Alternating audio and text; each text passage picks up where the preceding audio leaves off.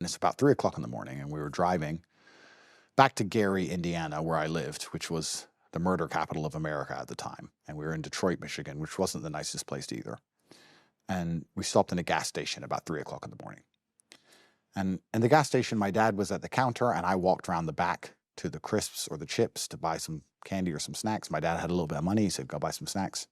And I heard an altercation at the front. I heard the Mexicans shouting at my dad saying, say that, say what, say what, say what? And when I came around the corner, I saw these 4 Mexicans had jumped my dad, and they were punching him in the face, and my dad was swinging back.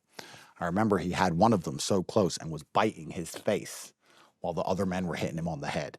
And he had the guys, I remember it vividly because there was so much blood. He had the guy's cheek in his teeth, holding him up here while the other men were hitting him, and he was just holding him up close. The guy behind the counter started saying, I'm calling the police, I'm calling the police, I'm calling the police. Eventually, the 3 men ran out.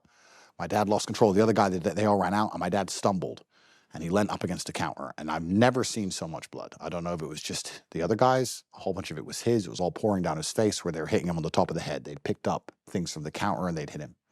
And he was bleeding. He was leaning against the counter. And he looked at me, and I looked at him, and I was so scared. And he just looked me in the eye, and then he looked back towards the door and was just staring at the door. I guess he expected them to come back in. The guy behind the counter said, I've called the police. The police are coming. I've called the police. A couple minutes later, we hear the sirens. The police turn up, and the sheriff walks in. He's like, what happened? And the guy behind the counter said, it's not his fault. They got in an argument, and these 4 guys tried to mug him and rob him, and they attacked him. My dad's now standing there. My father is a bit more sentient now. He's standing upright like this.